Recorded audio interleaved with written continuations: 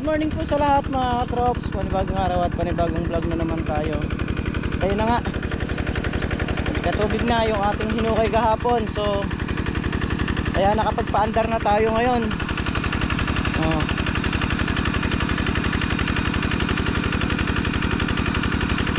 Kailangan talagang gawin kahapon yon para makapagpaandar tayo. Kasi kung hindi natin ginawa kahapon yan, eh wala pa. Paabot sa atin. Kaya naman okay na. Start na tayo sa patubig. Ayan, dahil ito yung huli na pinaandaran natin. Dito na tayo nag-umpisa. Mamaya puputulin ko doon para maiharap natin sa katapat niya. Kung ilan to? Isa, dalawa, tatlo, apat. Kung 5 dayos to, kukunin na natin yung sa may taas na yan. 5 dayos din. Para sabay sila ng sabay hanggang sa makarating sa dulo. Tapos pag sadsad nun, lilipat natin yung mga hose doon. Doon naman tayo para pababa rito. Ganun yung kailangan natin gawin eh. Gawa nga nung taas doon, lundo sa gitna, mataas dito sa dulo. Sa lubungan mga traps yung ating gagawin pagpapatubig. Malakas naman eh. Pero kahit malakas yan na trops, kung 3 araw lang pinapatubigan natin to.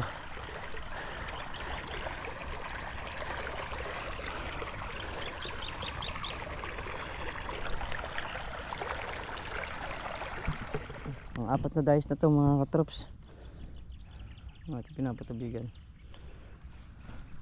Panlima ayun sa kabila. Tapos ito tapat-tapat lang ang ating pagpapatubig.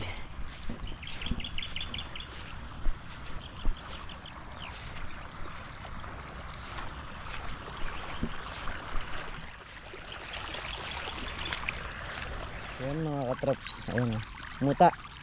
Napakahirap patayin no sa ano ng ugat niya. Sandali nakatubo siya tapos may bungang kon sa ilalim. Ano mo?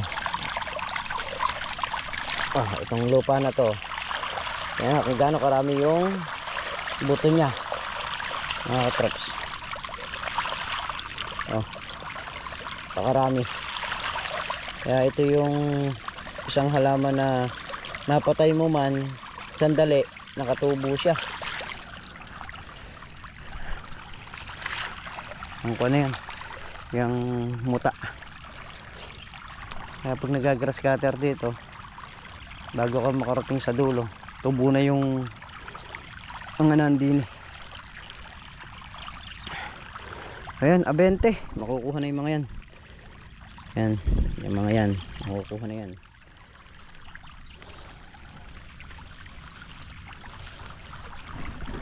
Ang maiiwan na lang dyan mga katrops, ito yung size na yan. Ayan, ito posibilidad na maiwan pa to conforme sa mamimitas. Teka nga, ayan, yung mga yan maiiwan pa yan. Saka yung mga gamais. Pero itong mga to, ayan, kuha na yan.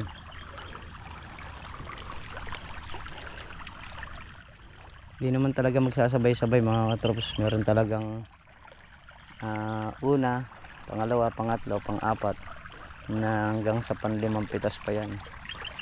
Ganon.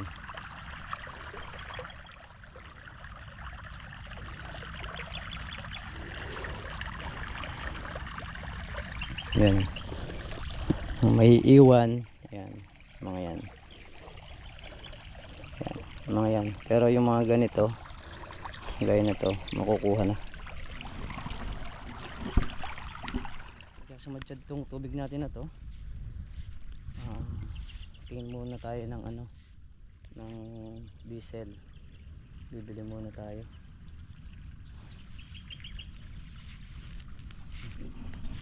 Ito hindi na makukuha, marami pa rin ang maiiwan ang kagaya ng mga yan, iiwan pa yan. Halos piliin talaga. Ayan, ito mga makukuha. Ayan.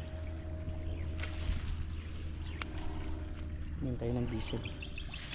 Tapos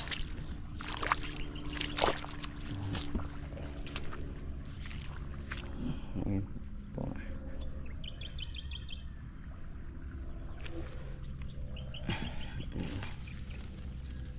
Ayan, may iwan pa mga nasa ilalim na yan.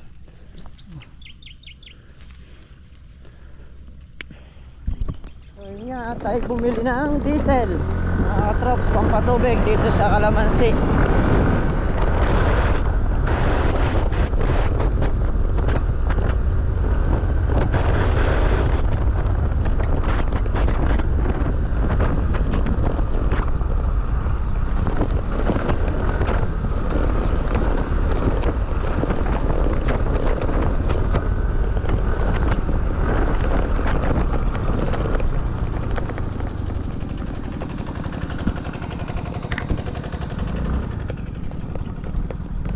Kargahan muna natin.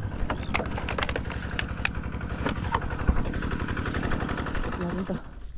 Dahil siguradong sad-sad na to.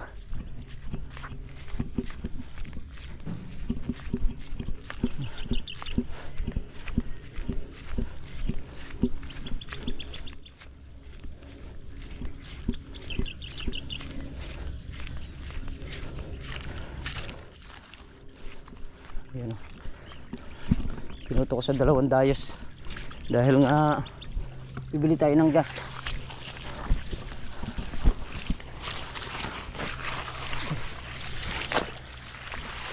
Ay, ayan. 2 dayos pa rin tatakbuhan yan. Umuhas natin doon, nakatag 7 dayos tayo doon sa magkabila, tapos dinala ko na rito sa dulo. Lahat ng mahirap patubigan dito inuna natin dito sa may lugar na to. Bali nakaka 2, 4, 6 6 na dayos na yan. So pang 6 na dayos na rin dito.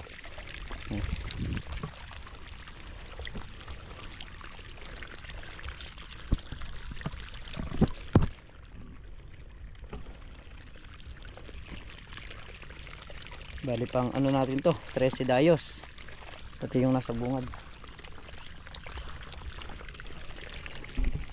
Dito na tayo nakatutok. Tapos maglakihan yung mga bunga na yan. Halos yung sinabog natin ngayon pa lang nagpapaalis na.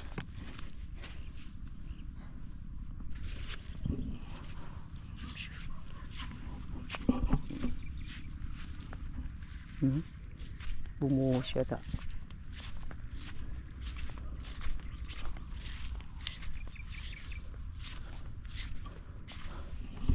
Natin yung tubig yung sumadsad na.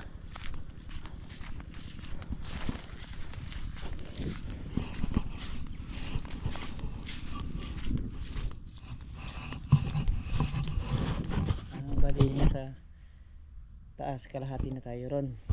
Tayo kakain muna.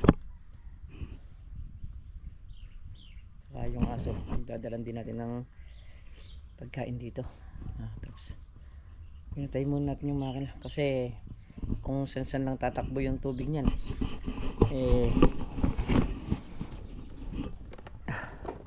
sayang lang,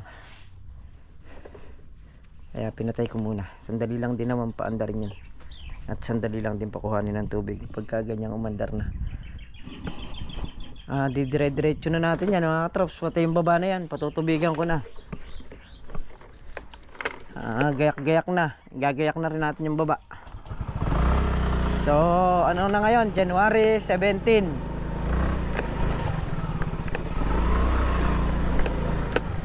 Tatapos tayo rito. Palagay mo ng 2 araw o mahigit.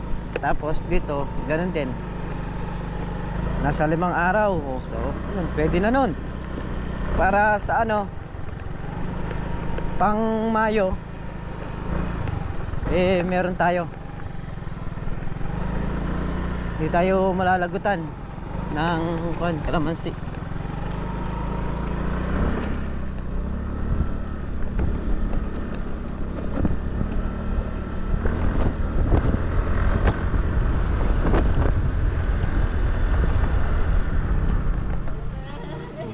yun mga katraps, bumili tayo ng diesel. Pakarga na rin tayo ng motor. Mananawagan.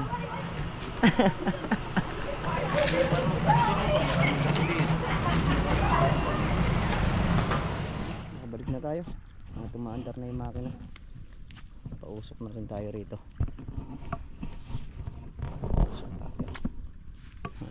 Luwang-luwang na rin yung napapatubigan natin.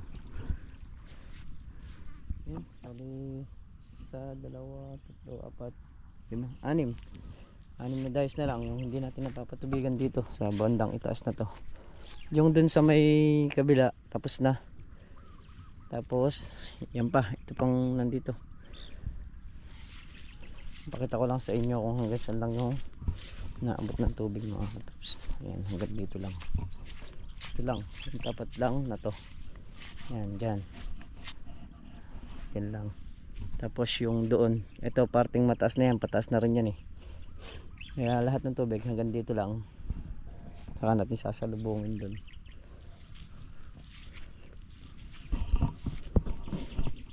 Umugay yung hose natin, di sa dugtungan. Kaya nawala yung tubig eh. Napatakbo tuloy tayo. Ayun.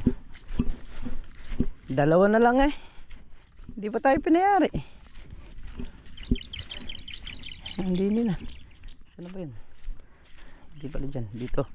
Dito pa. Ito. Tapos na to eh. Ere na lang. Ayan. Ayan na. So yun mga katraps. Lilipat na tayo. Hihila tayo ng hose. Para maikasan naman natin dito.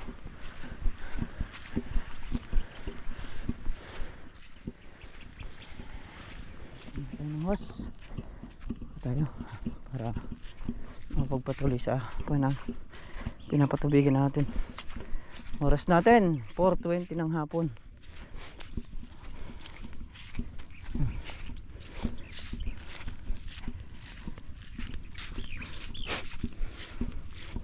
Ayan yung hose dito.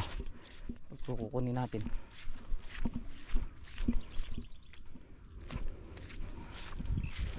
Para magamit natin doon.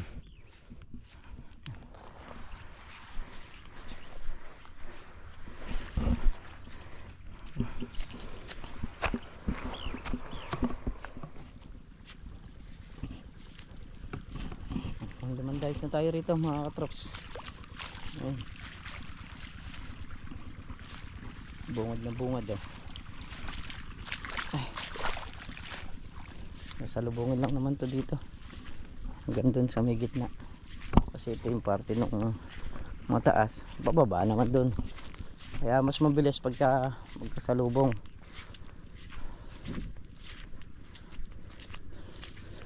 Hindi na ako kumuha sa Robin. Gawa nung pinakakatigmak ko yung mga kalamansi. Kailangan talaga yung sawa sila sa tubig. Ayan, hanggang dyan lang. Dito sa may lugar na to. Ayan. Ito. Ayan, basa na dyan. Oh, may tubig na. Ako. Medyo matagal yung tatakbuhan ng tubig na to. Agaran yan eh. Papausok na rin tayo sa kalamansi para kahit paano yung insekto eh wala ng konti. Bukas kung kaya nang mag-spray dito, spray na to. May gamot naman tayo dyan na binili nung nakaraan na pang spray para dito. Siyempre may mga bulaklak na bagong labas para maalagaan din natin. Ang sa ganon, yun naman yung susunod na aanihin. Tuloy-tuloy yung pag-aalaga natin sa kalamansi mga katraps. Kasi ang kalamansi, di naman natin alam kung di natin alam ang kalamansi kung saan matatapat na presyo. Kaya pag may mga bulaklak, dire-diretso yung pag-aalaga natin. Andong matapat sa mura, andong matapat sa mahal. Tsambahan na lang sa panahon ngayon mga katrops yung kalamansi. Pero kahit pa paano ako naman may iniiwasang buwan ng kalamansi. Kasi yung buwan na yun yung buwan na sabay-sabay talaga yung mga kalamansi. At yung buwan na yun, doon natin ipapahinga yung ating kalamansi. Siyempre kailangan din na ipahinga yan. Hindi naman po pwedeng dire-diretso yung kanyang pamumungang. Yan, kagaya nyan, makukuha pa natin yan, yung mga pabulaklak na yan na lumalabas. Kaya inaalagaan pa natin ang spray. So habang nag-aalaga tayo nung malalaki, nadadamay na yung mga bulaklak niya.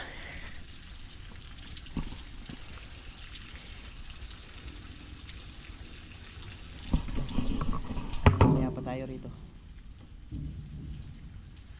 Alas 5 na. Mga katrops.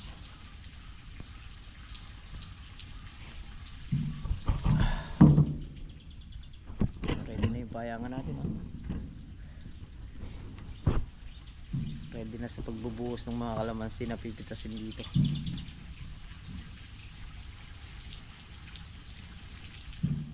Hanapin na tayong mga lahati dito sa baba. Ano na lang to? Sa 2, 3, 4 na dayos na lang. Nasa kalahati na tayo. Hindi talaga mayayari.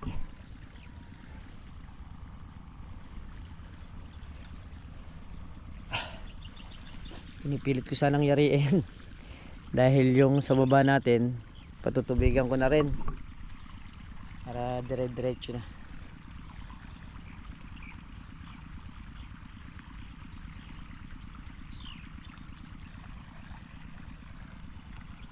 Kaya lang hindi kakayanin. Kahit anong gawin natin.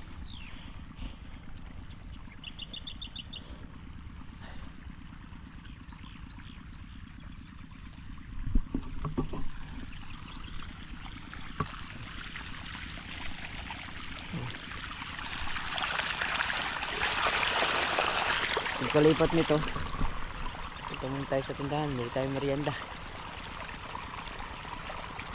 Hayaan ko nang nakabukas yung makina kasi malapit lang naman yung tindahan dito, dyan lang sa may tulay. Merienda muna tayo. Oh, yun na nga mga katrops, tayo ay nakapag merienda na. Ayun na yung ilaw, oh. Ayan na. Isang dayos na lang. Doon na tayo sa may ilaw, sa may tapat ng ilaw na yan. Ito, pasadsad na rin to mga katrops. Magdudugtong na tayo ng hose. Ayan o, doon na nakatapat. Pasadya rin lang natin to. Sa kalkulasyon sa tubig, pagka marami yan, kagaya nyan, marami. So, huwag mo nang hintayin na sumadsyad dun sa ano, dun sa pasasadyaran mo, mag-a-adjust ka. Kasi pag bumaba yung tubig, lahat nakaipon din doon. Ayan, gaya yan. Yan. Hanggang dito yan. Traps. Ito, yan. Hanggang dyan. Dahil yung tubig nyan, doon na nanggaling. So hanggang dyan na yan. Ayan, basa na to. Ito. Ito. Oh, ito yung kalamansi. Ito, hindi pa basa. Lilipat na natin yung tubig na yan. Sasadsaran na yan. Ay. Aabutan na yan kasi maraming pondo dito sa dayos. So sakto yan. Doon din ang bagsak lahat ng tubig.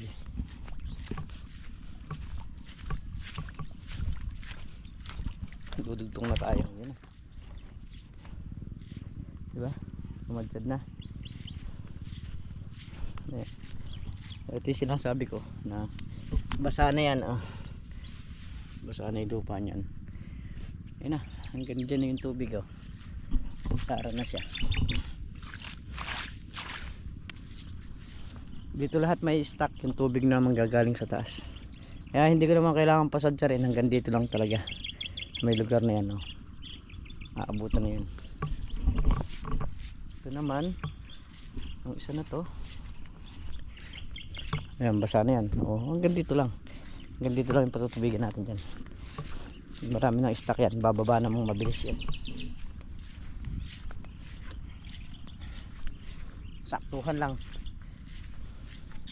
kailangan sapat lang. Eka nga, ito na, dito na tayo.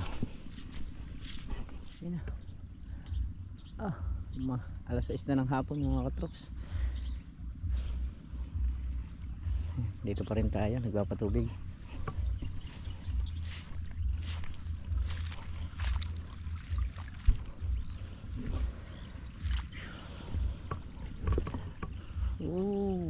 Diba?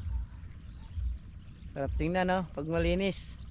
Kaya doon sa nagsasabi na nagkakadamo, yan ang epekto ng pagpapatubig natin. Mabilis umangat yung damo. Kasi nga, sa ilang araw lang nagpapatubig tayo. Kaya tinan mo, kagagrass cutter nang meron na naman berde-berdeng maliliit, oh. Hindi may iwasan yan mga trops.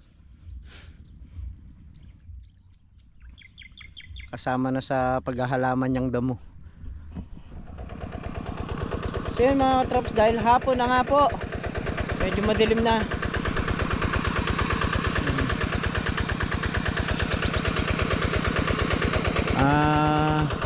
Yung nandun, dahil talagang di rin natin kayang yariin, papatay na po tayo ng makina. At pagkakain ng hapunan mga katrops, babalik tayo dito gawa nung sinecheck din natin yung kalamansi. Pagkagabi pupunta tayo rito. Ayan na yung ano, oh, yung kalamansi rito sa baba. Alakwa na yung damo niya, sunog na lahat yan, paikot mga katrops. Talagang sinyaga akong spray niya ng pandamo para malinis lahat. Dahil din sa pagkukondisyon natin, talagang maayos natin yung preparasyon, yung pagpapatubig, pagpapataba, pag-i-spray, walang sabit-sabit. So yun mga katrops, dito na nga tayo sa bahay. Alas 7 na, oh. Dilim na. So yan, muli mga katrops, hanggang dito na lamang ito simpleng video. At syempre lubos po ako nagpapasalamat sa inyong lahat. So suporta ninyo na hanggang ngayon nandyan pa rin po kayo. Maraming salamat po. At mag-iingat po kayo lahat palagi mga katrops. Saan po kayo naroroon. Bye bye po sa lahat.